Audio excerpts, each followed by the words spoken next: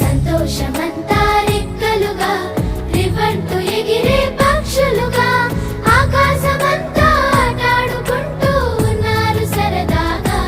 ఒకరేమో సీను ఒకరేమో చున్ను కలిసారే ప్రాణంగా కురిసారే వర్షంగా. పాటేమో సీను ఆటేమో చున్ను ఒకటై ఎదిగారే మధురంగా.